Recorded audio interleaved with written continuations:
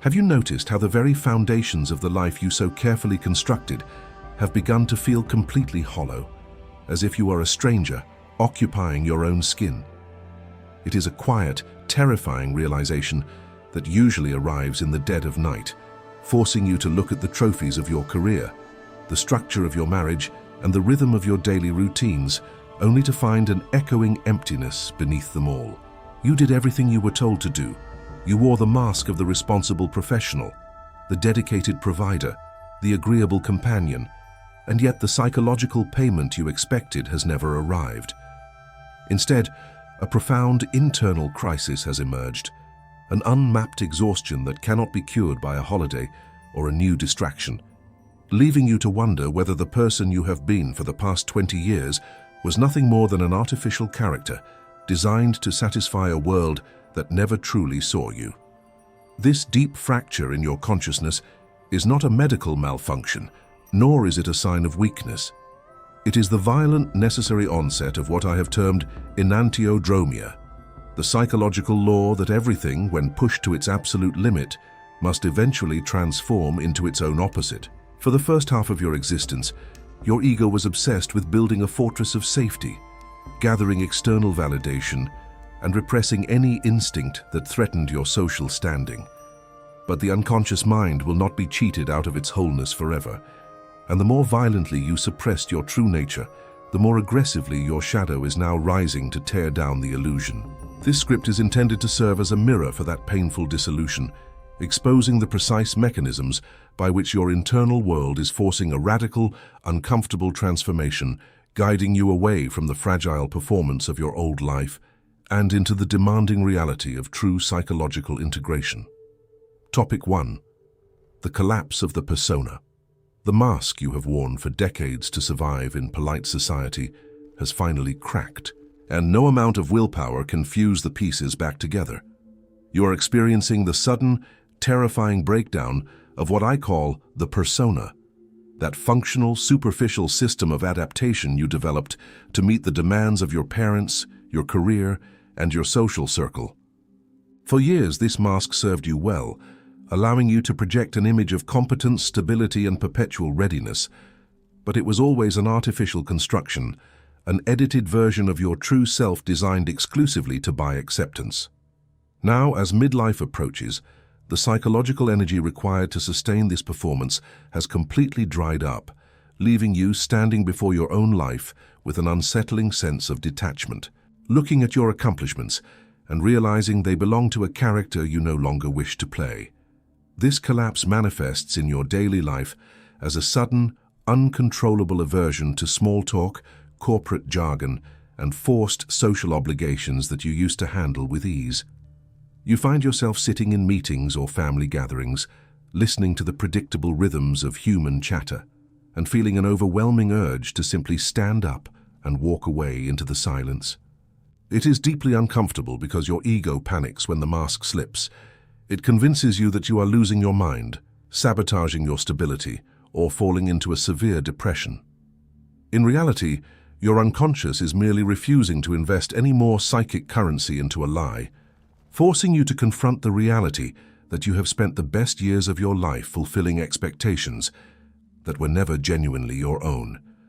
The tragedy of the overdeveloped persona is that it demands the systematic starvation of your genuine instinctual nature. Every time you forced a smile when you were consumed by anger, every time you said yes to a demanding project while your body screamed for rest, you pushed an essential piece of yourself into the dark corners of the mind. You believed that by becoming entirely predictable and useful to others, you would eventually secure your own inner peace. But the human psyche does not operate on the principles of social convenience. The exhaustion you feel is the weight of all those buried truths finally demanding to be seen, a clear signal that the first half of your life, the phase of external construction, has reached its natural expiration date. When you look closely at your current relationships, you see the devastating toll of this performance. People love the mask you wear, but they are entirely ignorant of the person suffering beneath it. They expect you to remain the reliable, accommodating, unshakable pillar you have always pretended to be, and your first attempts to set boundaries or express genuine fatigue are met with confusion, guilt-tripping, or subtle hostility. This is the painful turning point of Enantiodromia, where you realize that maintaining the comfort of your environment requires the continuous execution of your own soul.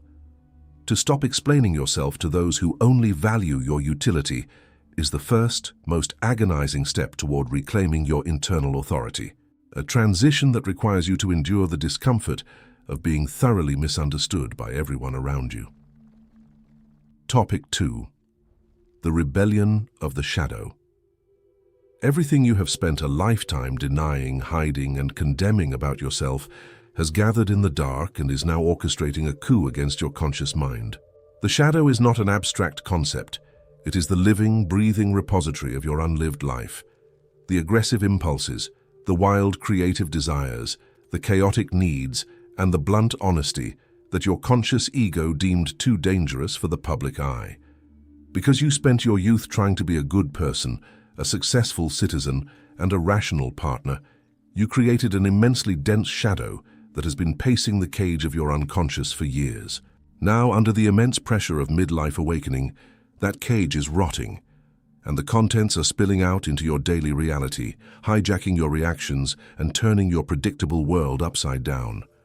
You recognize the rebellion of the shadow in those moments when you experience sudden, disproportionate waves of irritation or absolute hatred toward people who live without your strict filters. When you see someone acting selfishly, speaking their mind without apology, or pursuing raw pleasure without guilt, and you feel an intense, righteous anger boil within you, you are not witnessing their flaw. You are looking directly at your own repressed desire. The ego uses moral outrage as a clumsy defense mechanism to hide the fact that it is desperately envious of the very freedom it condemns. Your shadow is using these external triggers to show you exactly what you have amputated from your personality in order to buy your fragile social safety. This internal civil war creates a state of constant, low-grade anxiety that hums beneath every hour of your day, making it impossible to truly relax or find contentment in your achievements. You feel like a fraud because you know that behind the tidy, respectable presentation of your life lies a chaotic wilderness of thoughts and impulses that would horrify your peers if they ever came to light. You attempt to use logic, moral discipline, or superficial self-help techniques to suppress these dark feelings, but your resistance only provides the shadow with more psychic fuel, ensuring that its eventual eruptions will be even more destructive. The law of Enantiodromia dictates that the more perfect you try to appear on the surface, the more monstrous the unconscious counterweight becomes in the dark.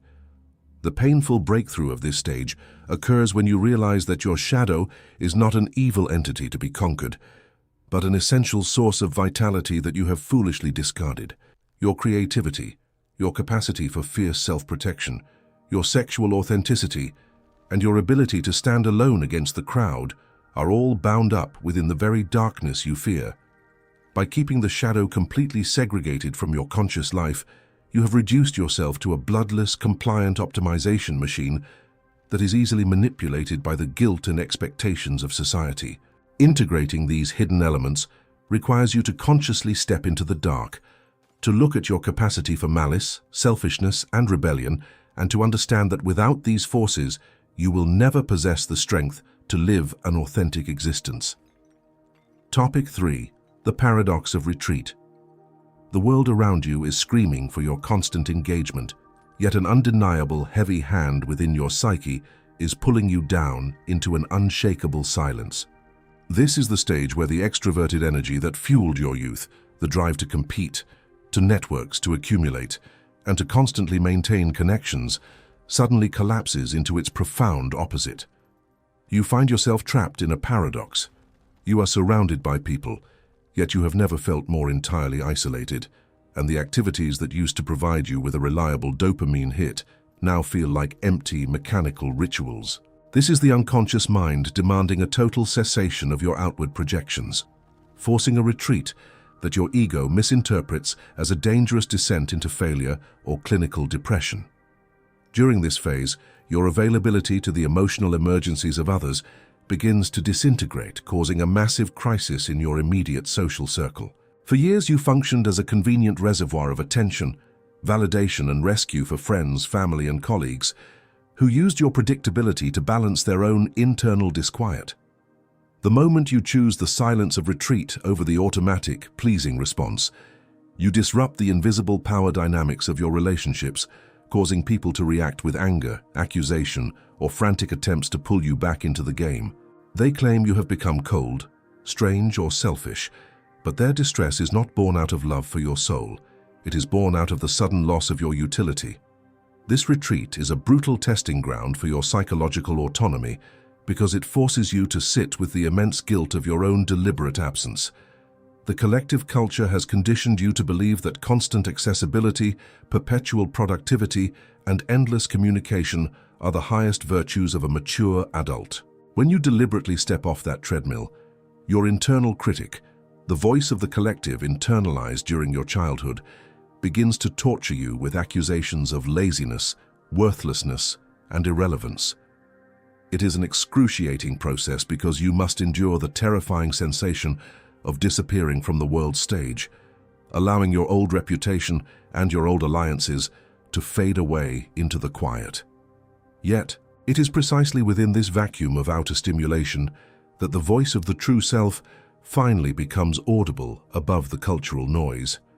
As long as you are reacting to every text message, solving every external problem, and constantly curating your public image, your psychic energy is entirely scattered across the periphery of your life.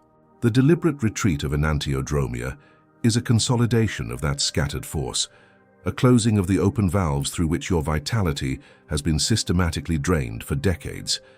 It is an act of supreme psychological sovereignty. You are establishing a sacred isolation not to escape reality, but to construct an internal laboratory where your true values can finally be separated from the toxic debris of external programming. Topic 4. The integration of opposites. You are currently being torn apart by two entirely incompatible desires: the desperate urge to preserve the secure life you know, and a wild, destructive hunger to burn it all to the ground and start again.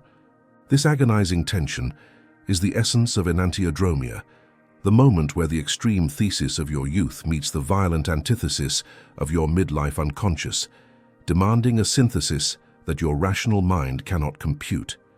You feel as though you are splitting into two entirely different human beings: the responsible, predictable citizen who pays the bills, and a lawless, feral outsider who views your entire life as an intolerable prison sentence. This psychic polarization cannot be resolved by choosing one side over the other. It requires you to stand in the middle of the fire and hold both realities simultaneously. The mistake most individuals make at this critical junction is jumping headfirst into a literal destructive external rebellion, what society mockingly calls a midlife crisis. They abandon their families, quit their careers abruptly, or adopt ridiculous hedonistic lifestyles in a desperate attempt to manifest their repressed opposites overnight. This is merely a clumsy trading of one extreme for another, a flight from the tyranny of the persona into the equally blind tyranny of the shadow, leaving the individual just as fragmented as they were before. The unconscious does not want you to ruin your life. It wants you to understand that the neat binary categories of good and bad, safe and dangerous by which you have navigated the world are completely inadequate for the depth of a mature human soul. To hold the tension of these opposites means allowing yourself to feel the full, terrifying weight of your unlived desires without immediately acting them out or pathologizing them. It means recognizing that you can be a dedicated parent and an independent wanderer, a rational professional and a chaotic creative, a deeply spiritual seeker and a flawed, instinctual animal. This state of conscious conflict is incredibly taxing on the nervous system because the ego craves simple one-dimensional identities that offer immediate social utility. Refusing to choose a side, refusing to simplify your internal chaos for the comfort of others, is the exact process that forces the mind to expand its boundaries and develop a vastly higher level of consciousness. As you survive this internal crucible, a profound shift occurs in how you view truth, morality, and identity. You begin to realize that wholeness, not perfection, is the true purpose of human existence. You stop striving to be entirely pure, entirely successful, or entirely pleasant, because you see that these one-sided ideals are psychological death sentences that require the castration of half your potential. You begin to allow the contradictions of your nature to coexist within a larger, more complex definition of the self, realizing that the dark, uncomfortable impulses you spent a lifetime fleeing are the exact counterweights required to anchor your light and give your life genuine psychological weight. Topic 5. The death of the social contract. You have finally realized that the invisible agreement you signed with society, the promise that if you behaved perfectly, worked hard, and abandoned your authenticity, you would be rewarded with deep fulfillment, is a complete and utter lie.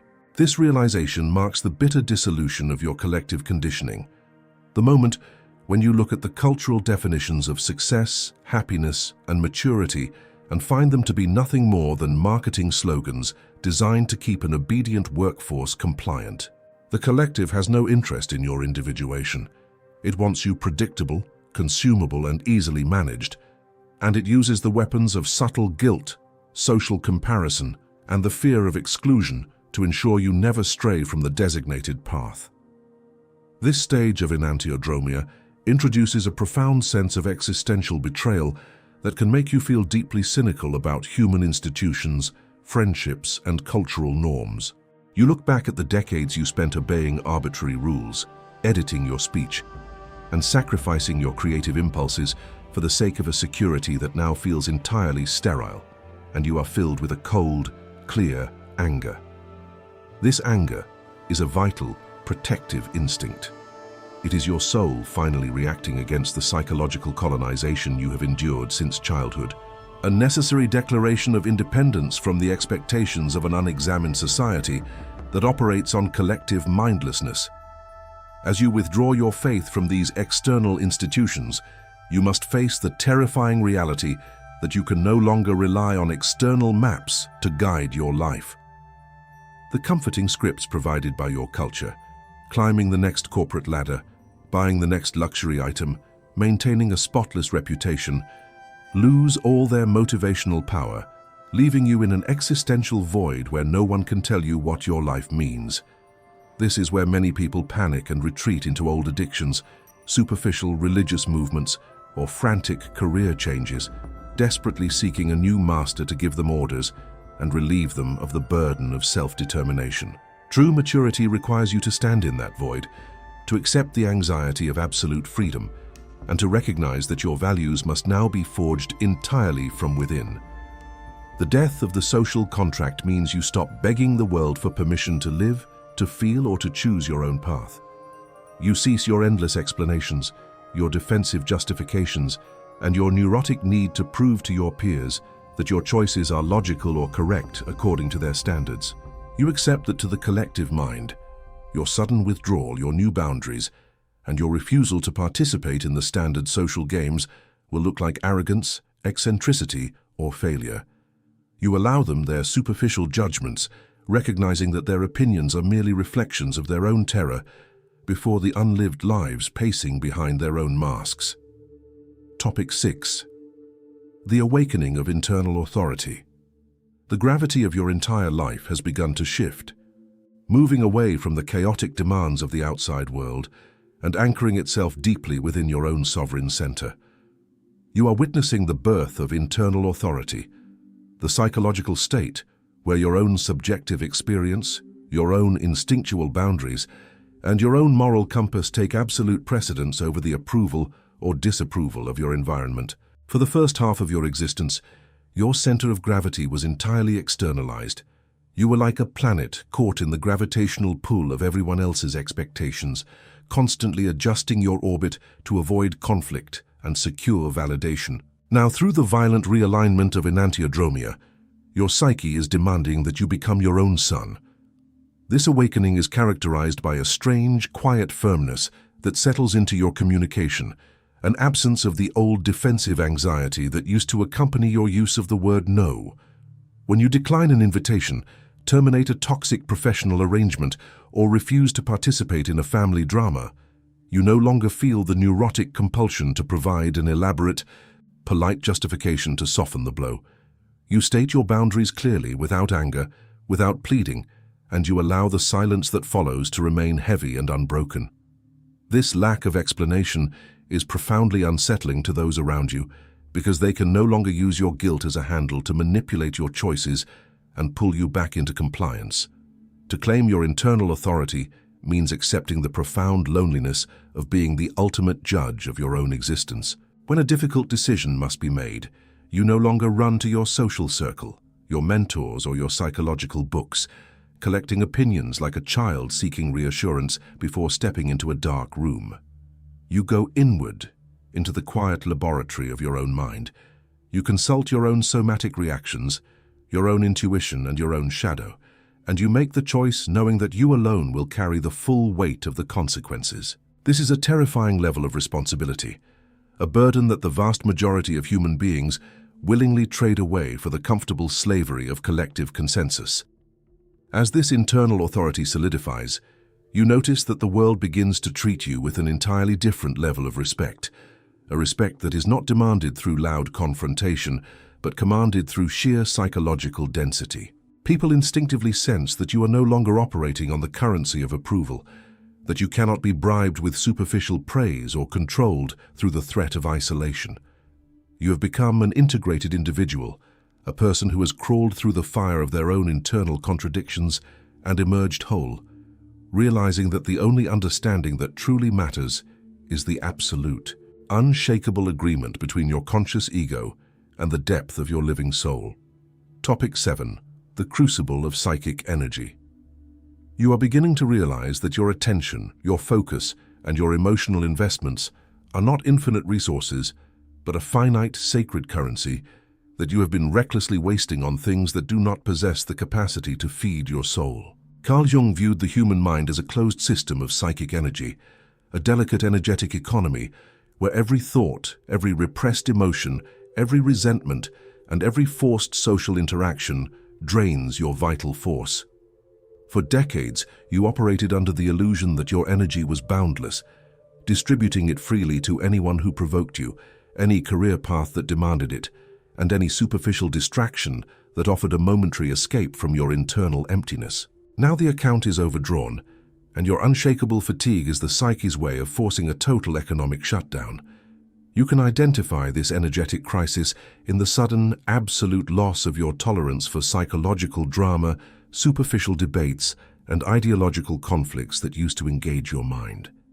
You find yourself watching people argue online, observing office politics, or listening to friends gossip, and you feel an intense, leaden boredom that makes participation physically impossible.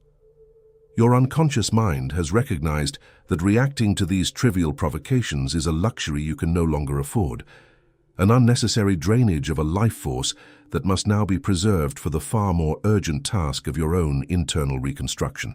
The law of Enantiodromia is forcing you to transition from a reckless exporter of energy into a fiercely protective, defensive custodian of your own inner peace. This conservation of psychic energy requires you to develop a brutal, surgical selectivity regarding what you allow to enter your mental space. You begin to understand that every text message you answer out of habit, every argument you enter to prove your righteousness, and every toxic relationship you maintain out of nostalgia is a direct act of self-sabotage that starves your own developmental process. You must learn the discipline of conscious non-reaction, the ability to look at a provocation, to feel the initial instinctual impulse to defend yourself or explain your position, and to deliberately choose to let the energy drop back into the silence. It is not an act of cowardice, it is an act of supreme psychological economy, a refusal to allow your internal state to be dictated by the random movements of a chaotic world. As you stop the external leaks, this conserved psychic energy begins to accumulate within your own center, creating a profound, heavy presence that stabilizes your entire nervous system. You no longer feel like a leaf blown about by the shifting winds of public opinion, or a puppet whose strings are pulled by the emotional crises of those who refuse to do their own inner work. You are transforming your mind into a fortress of self-containment, a space where your energy is consistently recycled to fuel your own creativity, your own reflection, and your own healing, allowing you to walk through the world with the unshakable weight of someone who is entirely self-owned. Topic 8. The achievement of individuation. You have finally reached the final, transformative frontier of your midlife awakening, the realization that the disintegration of your old life was not a tragedy, but the necessary birth canal of your true individuation. Individuation is the ultimate destination of the human psychological journey, the difficult, uncompromising process by which a person sheds the collective identity imposed by society, integrates their shadow, reclaims their internal authority, and becomes the unique, whole human being they were always intended to be. It is a path that requires you to abandon the comfort of the crowd, to face the terrifying wilderness of your own unconscious mind, and to construct an entirely new way of existing that is anchored not in social utility, but in existential truth. This stage brings a profound, quiet liberation that changes your entire relationship with suffering, failure, and the passing of time. You look back at the pain of your recent crisis, the broken relationships, the professional disorientation, the terrifying waves of anxiety, and the agonizing periods of isolation, and you see them with absolute clarity as necessary structural corrections.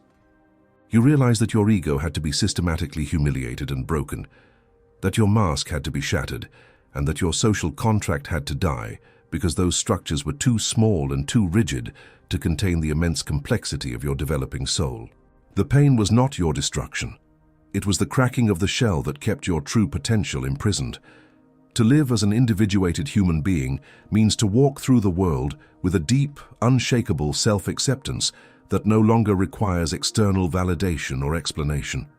You no longer need the world to agree with your lifestyle, your values, or your choices, because you have constructed a direct, living relationship with your own internal center, the self. You accept the full, magnificent, uncomfortable paradox of your nature. You are at peace with your light and your darkness, your strength and your vulnerability, your deep connection to humanity, and your absolute essential solitude.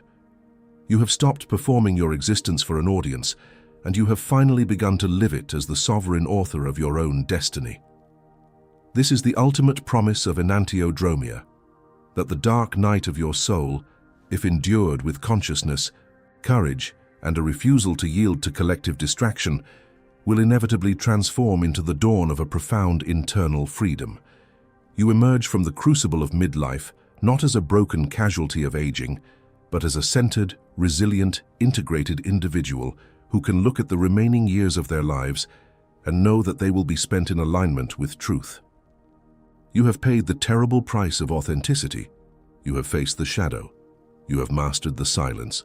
And you have finally claimed the right to exist completely as yourself. The journey we have charted through the dark landscapes of Enantiodromia is not a path of easy comfort or shallow reassurance. It is a violent, necessary confrontation with the reality of your own soul. If you have recognized yourself in these words, if you have felt the painful tightening of the chest that accompanies the collapse of your mask and the rising of your shadow, then you must understand that the luxury of sleepwalking through your existence has been permanently revoked. You stand at the ultimate psychological crossroads. You can either cling to the rotting fragments of your old pleasing performance and endure a slow death of resentment, or you can find the fierce courage to step into the silence, embrace your own isolation, and allow the law of Enantiodromia to complete its magnificent, transformative work within you. The price of your freedom is absolute, but the alternative is to spend the rest of your days as an unlived ghost, trapped inside a life you have outgrown. If these reflections have stripped away your illusions and forced you to confront the truth you have spent a lifetime avoiding, do not allow this moment of clarity to dissolve back into mindless consumption. Click the subscribe button and join this collective of individuals who dare to look into the dark depths of the human psyche without blinking. Go down into the comments right now and write something specific, something raw, about the mask you are finally ready to drop or the shadow you are ready to face. Let us know if you possess the terrifying courage to be thoroughly misunderstood by the crowd in name of your own psychological freedom. Comment below if you have reached the turning point and let the collective know, I choose the truth of my own soul. Continue your journey by watching the next video immediately. It contains an essential keys to your integration far more critical than your ego can currently comprehend. I will meet you there in the silence.